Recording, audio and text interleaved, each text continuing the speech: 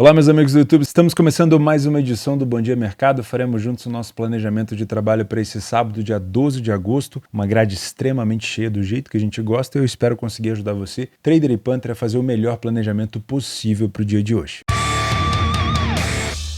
Antes da gente começar, eu quero lembrar você que a minha parceira Betfair disponibiliza R$2 de bônus no sábado e no domingo, totalizando R$4, R$2 por dia, para novos e antigos clientes da Betfair para você fazer a sua fezinha. Então, se você não tem conta na Betfair, clica ali em novo cliente, e se você já tem conta na Betfair, clica ali em cliente existente para você ter acesso ao bônus. Lembrando que ele não é cumulativo e ele expira em 24 horas. Então, todo sábado e todo domingo a Betfair vai te dar R$2 por dia para você aproveitar o final de semana. Clica no link aqui na descrição e aproveita. Começamos o nosso planejamento de trabalho na estreia do Arsenal na Premier League contra o Nottingham Forest dentro de casa às 8h30 da manhã. Para quem estava fazendo um parênteses, né? Para quem estava com saudade de um fim de semana cheio de jogos, com aquela grade que você nem dá conta de tantas partidas, a espera acabou. Mas todo bônus tem o seu ônus. Então, se você não filtrar muito bem o que você vai trabalhar, meu amigo, as coisas vão ficar complicadas, tá bom? Então, toma cuidado. Fica comigo até o final que eu vou tentar te ajudar a fazer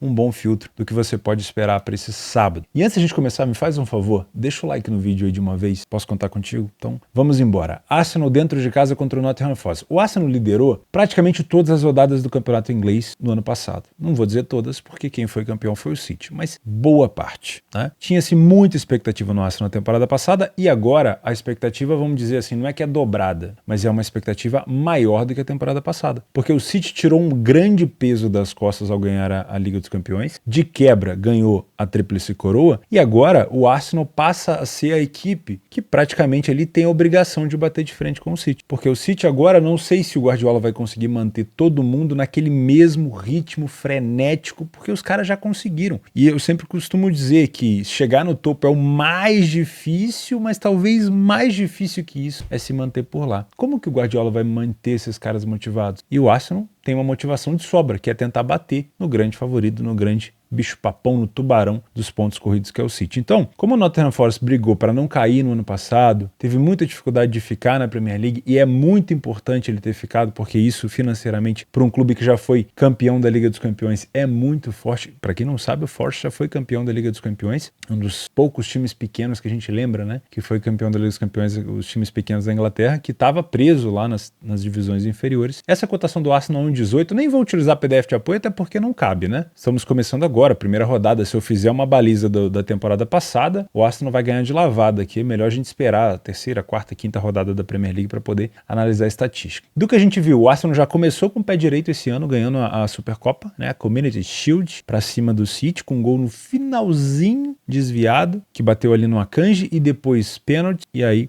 o Ramsdale ajudou muito o Arsenal também, o De Bruyne também, ao Arsenal ser campeão. A expectativa por aqui é a seguinte: se você é trader, cara, não tem o que inventar. Jogos do Arsenal dentro de casa, o Arteta gosta muito da posse de bola. O que você tem que cuidar é situações de contra-ataque. Então, para você ter um back Arsenal com o mercado extremamente estabilizado, e agora com as voltas das competições europeias, é muito bom para quem trabalha com capital talvez um pouco mais elevado, para quem é um pouco mais pesado no mercado, porque o mercado tende a estabilizar muito mais com a liquidez. A liquidez ela se faz muito mais presente, né? Então, se o Arsenal conseguir fazer um bom perde-pressiona, recuperando a segunda bola, você já vai ter um mercado tranquilo. O que faz o mercado ter tranquilidade nesse jogo é o Arsenal não ter susto, não tomar susto. Se o Arsenal conseguir fazer esse perde-pressiona, essa recuperação de segunda bola, tá excepcional e o mercado vai ter toda a tranquilidade do mundo e você também pode aproveitar para estar a favor do Arsenal nesses momentos, nessa janela de superioridade para tentar buscar esse gol. Se você é punter, vai trabalhar numa casa de aposta, dá para você olhar alguns cenários. Primeiro, vitória do Arsenal no primeiro tempo. E eu gosto muito de pensar nisso olhando primeiro ao vivo. Assiste ali os 10 primeiros minutos de jogo e vê qual tipo de pressão o Arsenal está exercendo. Se ele está engolindo o Nottingham Forest, se impondo de uma maneira assim absurda,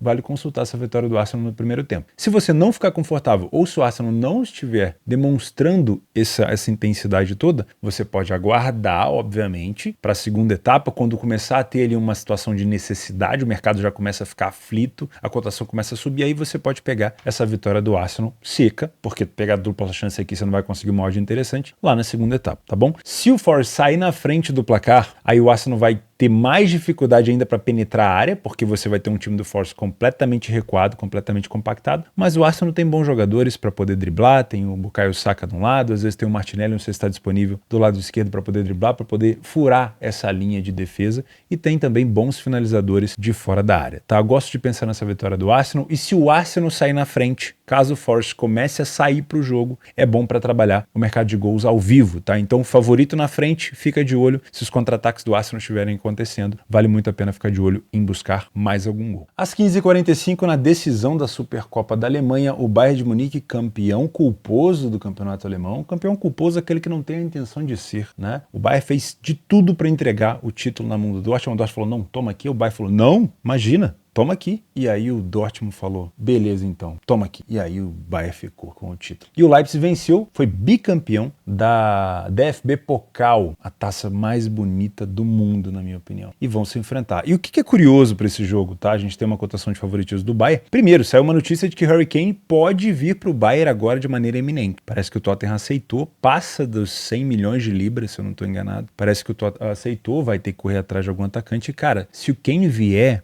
pro Bayern, primeiro que ele vai ganhar título, vai tirar qualquer tipo de problema ali, de piada que ele tem, né?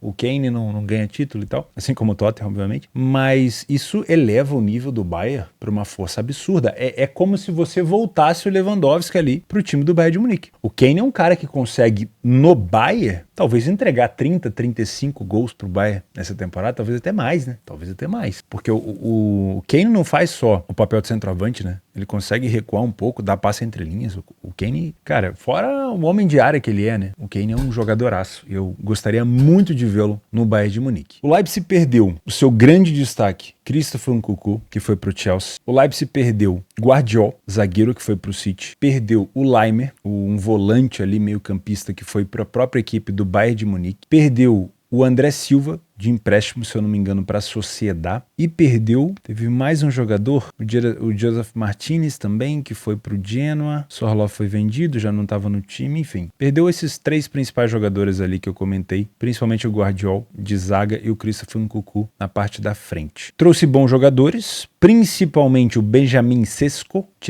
que veio do Salzburg, um dos mais caros que ele comprou, que é um jogador muito comparado ali com o estilo de jogo meio robozão do Cristiano Ronaldo. Vamos ver se vai vingar. E trouxe o Luiz Openda, que jogava no LAN, que foi artilheiro do LAN na última temporada. O belga, acredito sim, de 23 anos, renovou bastante o elenco, o time do Leipzig. Acredito num bom time do Leipzig por aqui, mas enfim, acredito que o Leipzig tenha perdido peças bem importantes. Vamos utilizar aqui o histórico desse jogo para a gente poder balizar. Esse confronto ele é viciado em proporcionar pra gente entretenimento. Os últimos jogos, 3-1. Esse aqui foi a vitória do Leipzig, que praticamente entregou o título na mão do Dortmund. E aí o Dortmund falou que não queria e devolveu, tá? Na casa do Bayern, 3-1 pro Leipzig. Aí tivemos 1-1 no primeiro turno da Bundesliga. Aí aqui na Supercopa do ano passado, porque o Bayern tinha sido campeão da Alemanha e o Leipzig também tinha sido campeão da Copa da Alemanha. Tudo igual. 5-3 nesse jogo. Olha que interessante. Foi 3-0 pro Bayern no primeiro tempo. Depois chegamos a ter um 3-1.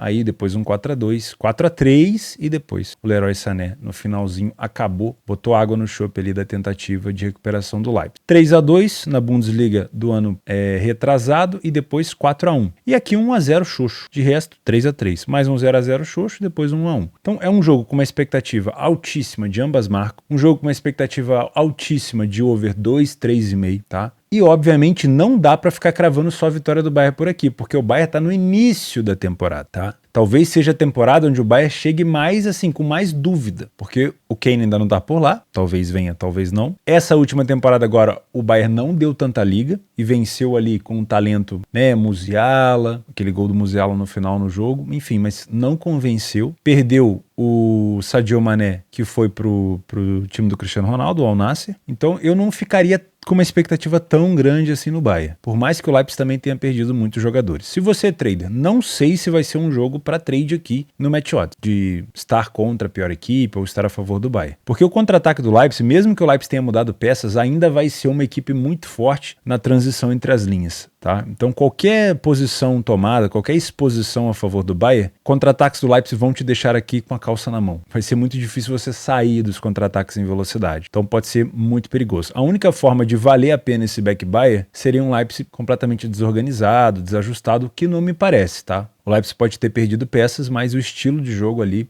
provavelmente vai continuar muito parecido. Estar contra o Bayern é a mesma coisa. Se o Leipzig conseguir se impor para cima do Bayern, mesmo no primeiro tempo, é sempre muito perigoso, porque o Bayern já é um time que joga junto há muito tempo, né? E também tem seu estilo. Então não acho que vai ser um bom jogo para match odds. Talvez um bom jogo para recuperação de resultado, para alavancagem, não para o match odds convencional. Gosto de pensar no mercado de over 2,5 para começar a conversa. Esse jogo pode acabar 0 a 0, lógico, mas o estilo das duas equipes, principalmente se você já tiver uma equipe na frente do placar, é de continuar contra-atacando, é de buscar resultado, e a Supercopa é jogo único. Então, enquanto esse jogo tiver 0 a 0, pode até ser que o jogo vá se encaminhando ali para uma partida com menos gols. Quando sair o primeiro, e talvez até um 2 a 0 de uma equipe, aí você tem o jogo completamente aberto, tá? Então, gosto sim de pensar no mercado de gols, e o ambas marcam, não à toa, com uma cotação próxima de 1,60, tá até alta, tá? Para ser bem sincero. A minha curiosidade por aqui, e que impulsiona essa oportunidade talvez de um ambas marcam sim, é que o goleiro do Bayern de Munique deve ser o Ulreich. Acho que é assim que se fala, Ulreich ou Ulreich. Acho que é isso. O último jogo do amistoso, tava aqui ele no gol, ó, Ulreich. Esse goleiro, ele é um goleiro que a gente costuma assim carinhosamente chamar de chama-gol, né? É um goleiro que não faz jus ao nível do Bayern de Munique. Como eles perderam o Jan Sommer, que foi para Inter de Milão, o Ulreich está quebrando o galho enquanto o Neuer não volta. Parece que o Neuer tá com problema de chutar a bola, mesmo tendo recuperado a lesão. Isso é um problemão para ver se o Neuer vai renovar com o Bayern, né? Ou se vai se aposentar, não sei. Mas esse goleiro em campo aqui, ele aumenta muito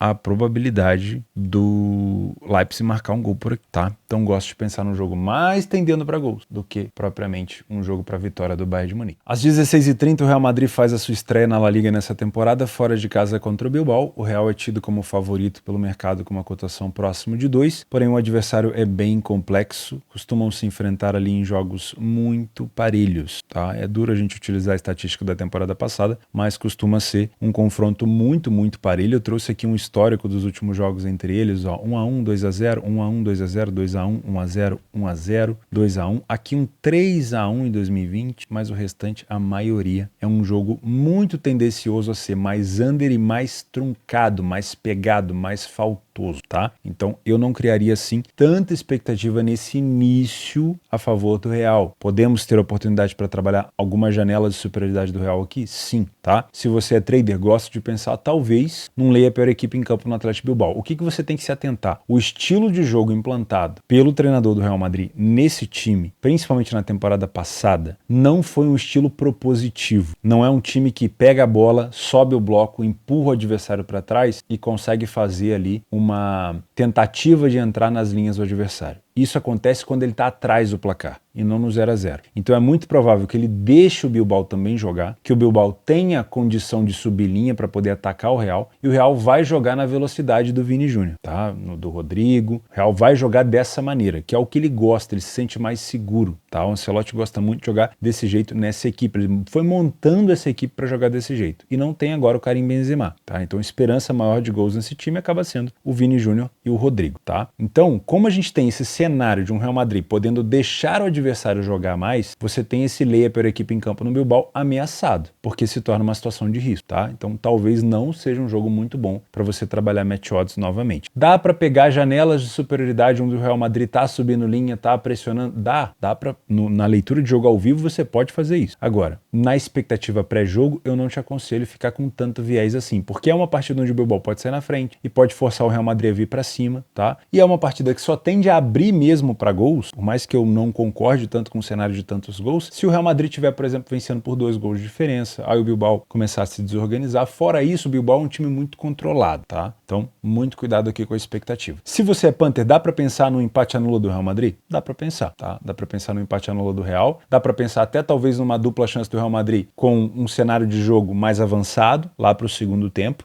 mas sempre respeitando porque é um adversário muito chato. O que eu gosto de pensar no under 3,5 ou no under 3 asiático, tá? Lembrando sempre, cenário de under tem que ser sempre cuidado ao vivo. O jogo começou a ficar maluco, saiu 2 gols, o jogo abriu, fecha. Fechado? Combinado? E outro cenário que eu gosto bastante é pensar num jogo para cartões, tá? Já que o Real Madrid tem esse estilo de jogo mais em velocidade, o Bilbao vai ter dificuldade para parar, principalmente o Vini Júnior, vai ter que parar provavelmente no amarelo, e é um jogo muito tendencioso a ficar ali no meio-campo com muita disputa, com muitas entradas ali um pouco acima na questão de violência, então pode ser um jogo com 3, 4, até 5 cartões amarelos. Eu não sou especialista nisso, mas pelo estilo talvez valha a pena dar uma olhada. Às 21 horas, em jogo isolado do Campeonato Brasileiro, o líder isolado, o Botafogo, invicto dentro de casa, enfrenta o Internacional, que acabou de despachar o River Plate nas oitavas de final da Libertadores e vai pegar o Bolívar. Olha só, hein? O Inter vai pegar o Bolívar. O Inter, se não fizer feio fora de casa, na altitude, conseguir ele ter um jogo de cintura para não se expor tanto e decidir no Beira-Rio, o Inter pode estar com um pezinho na semifinal da Libertadores, aonde pega Fluminense, Olímpia ou Flamengo. Pensa bem, semifinal bonita que ia ser. Óbvio, o Inter tem que chegar lá, tem que respeitar a equipe do Bolívar,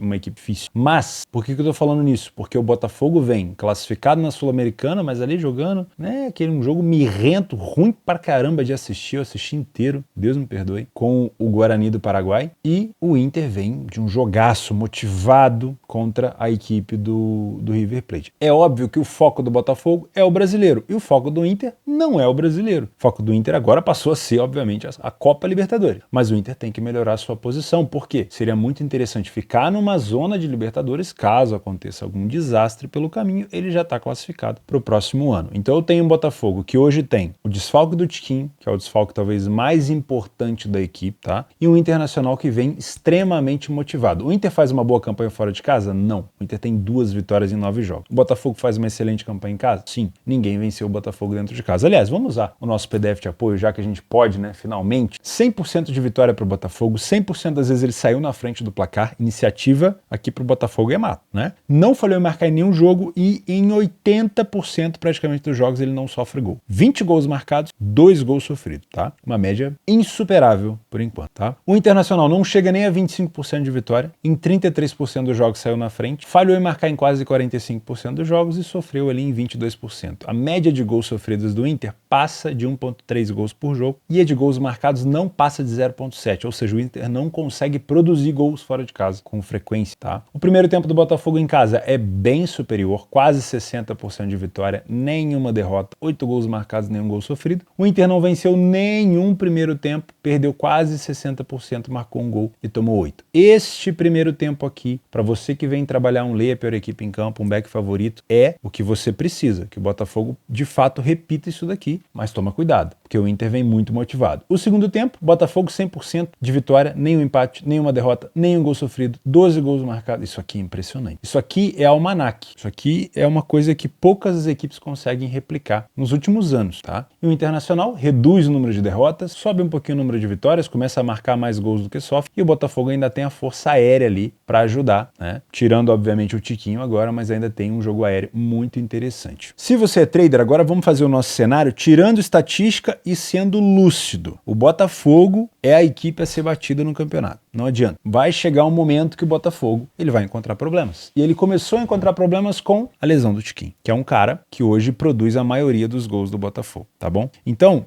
eu já tenho uma expectativa de gols por conta da falta do Tiquinho um pouco reduzida. Mas não vamos falar de gol, vamos falar de oportunidades cedidas. E eu sempre gosto de bater nessa tecla. O Botafogo é uma equipe que, mesmo liderando o campeonato, cede muita oportunidade para os adversários. Falei isso em todos os jogos, porque vem se repetindo em todos os jogos. É uma equipe que sabe se defender, mas que cede oportunidade demais. De novo, o Botafogo foi até o fora de casa, né, enfrentar o Cruzeiro no Mineirão e tomou tomou muita porrada, mas não saiu de lá derrotado. Lucas Perry, de novo, sendo um dos principais jogadores da equipe. Até quando isso vai funcionar? Até quando o Botafogo vai conseguir fazer com que o Perry seja o melhor jogador do jogo e que ele saia vitorioso ou com um empate na mão? Palmeiras, Flamengo, Grêmio, Fluminense, focado em Copas. O Grêmio agora ainda tem a volta da semifinal da Copa do Brasil. Palmeiras, Flamengo, Fluminense, focado em Copa, Libertadores. Botafogo, centrado no Campeonato Brasileiro. Passou na Sul-Americana, mas ali passou naquele naquele, tipo assim, tem que jogar isso aí, então vamos jogar. O Inter, focado na Libertadores, mas vem motivado. Então o Botafogo tem gordura para queimar. Só que, de novo, se não corrigir esse problema defensivo, se não parar com esses erros de passe, e o Botafogo erra muito na saída de bola, tem errado demais, vai chegar uma hora que o Lucas Perry não vai conseguir fazer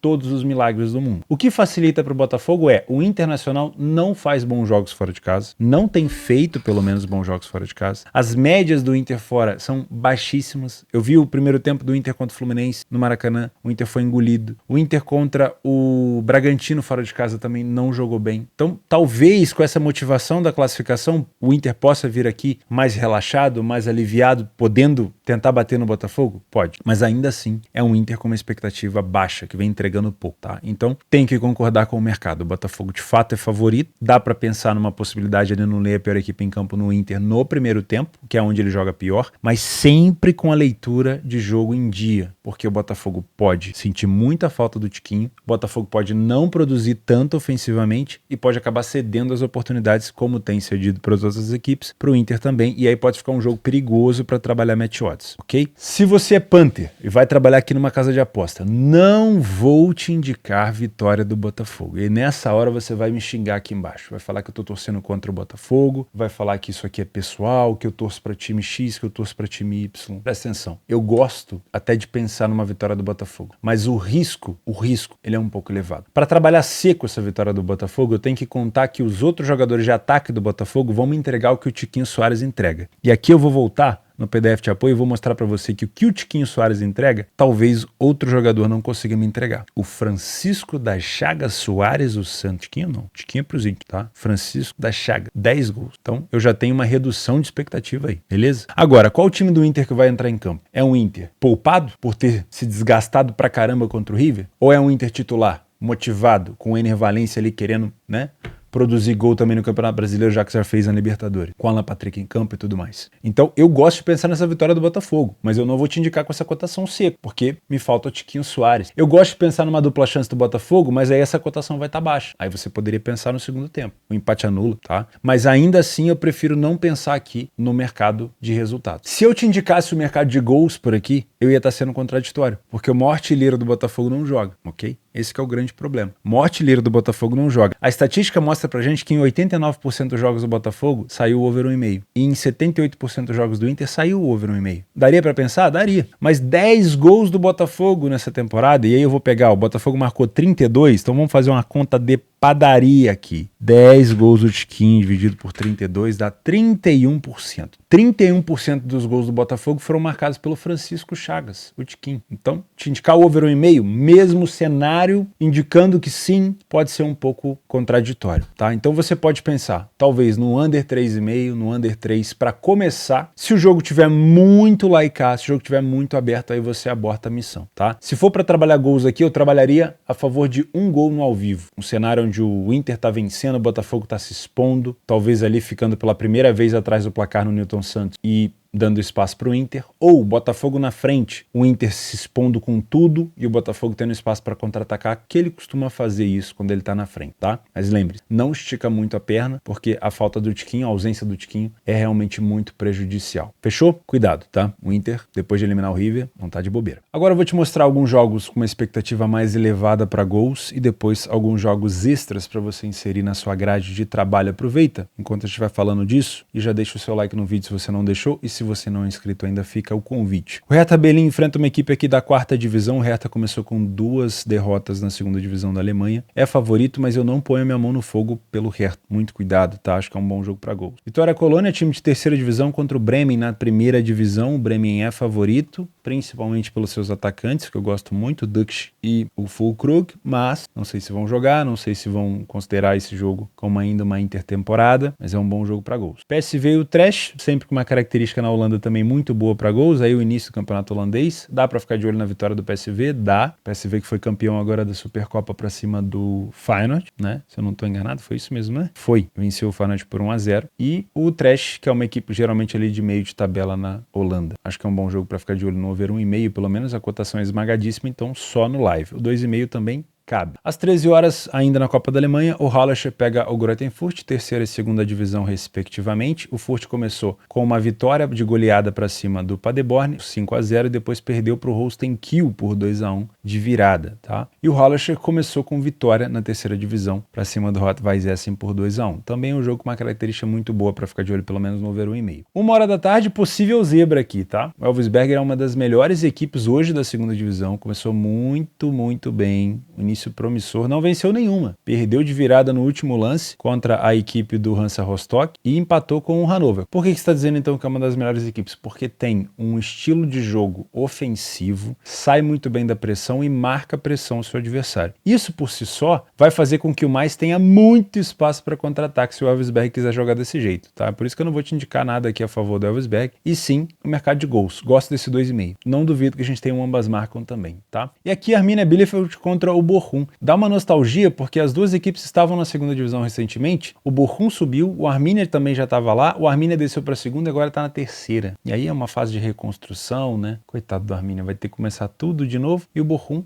agora com a grana da primeira divisão, é bem interessante, vai estar com um time muito mais forte, é favorito, mas gosto de pensar em gols, tá? E às 15h45, o Kayserispor estreia do campeão Galatasaray contra o Kayserispor. Os últimos jogos entre eles, 6-0, 2-1, 1-1, 3-0, 3-0. Também tá de bom tamanho no live você ficar de olho nesse over 1,5 ou até mesmo no 2,5. Vamos falar de jogos extras para esse sábado, se você tiver tempo. Às 11 horas da manhã na Inglaterra, o Brighton, uma das sensações da temporada passada, pega o Luton, que veio da segunda divisão. Acho que dá para ficar de olho nesse back, é o favorito. Saint-Gilloise na Bélgica também enfrenta o Leuven, que é uma equipe aqui de meio de tabela. 1,5, jogo bom para correção de preço entre Newcastle e Aston Villa. Duas equipes também que foram muito bem na temporada passada. O Newcastle, se eu não me engano, se classificou aqui para a Liga dos Campeões. Não sei se o Newcastle, acho que foi para a Liga dos Campeões. Deixa eu dar uma conferida aqui no ano passado. Foi Liga dos Campeões e o Newcastle vai estar na temporada que vem. Aliás, nessa temporada. Aí às 15 horas o Ajax pega o Heracles, também é um jogo bom para ficar de olho no back favorito, o Ajax em casa é muito forte. Às 15h30 o Criciúma recebe o pior visitante da competição. Londrina é muito fraco fora de casa, mas o Criciúma não vem vencendo nos últimos jogos, tá? Os últimos jogos do Criciúma foram apenas 4 vitórias em 10 jogos e recentemente foram 6 partidas com apenas uma vitória. Cuidado, tá? Cuidado, Londrina vem de vitória pra cima do Vitória, mas foi dentro de casa. Aí tem o PSG, aquela incógnita, eu detesto fazer jogo do PSG, porque o PSG parece que não tem vontade nenhuma de jogar o Campeonato Francês, vai enfrentar aqui o Lorient às 16 horas, sem Mbappé, acho, não tenho certeza, mas sem Neymar, sem Verratti, Neymar deve voltar pro Barcelona, o que tudo indica. Se você quiser fazer, pode ser uma opção. E às 16h30 também, na estreia do Sport no Campeonato Português, vai enfrentar o Vizela com uma cotação bem baixinha. Dá pra ficar de olho talvez até nessa vitória do Sport no primeiro tempo, tá bom? Vou ficando por aqui. Não se esquece, se você quiser um bônus de R$200 no seu primeiro depósito, a minha parceira da Betfair, tá aqui embaixo o link. Tem também o meu curso gratuito de trade esportivo, telborges.com. Lá na aba de prêmios você pode concorrer a uma banca de R$30 todos os dias. É só entrar lá e saber como funciona. E se você não é membro desse canal, quiser ter acesso ao nosso PDF de apoio aos estudos de casos semanais praticamente, né? Semanais e quinzenais, e aos nossos vídeos semanais de pós-planejamento, é só se tornar membro, o valor é bem simbólico. Eu ainda não descobri como que faz para liberar o Pix no YouTube, eu acho que não tem essa opção. Talvez se usar o Mercado Pago, eu vou tentar encontrar uns tutoriais, tá? Mas o YouTube infelizmente está aceitando só cartão, e eu acho que é o jeito mais fácil de fazer por aqui pelo YouTube mesmo, tá? Mas eu vou tentar encontrar algum jeito para vocês que querem pagar por Pix, apesar de ser um valor bem simbólico. Fechou? Muito obrigado pela companhia de vocês, um grande abraço e até domingo.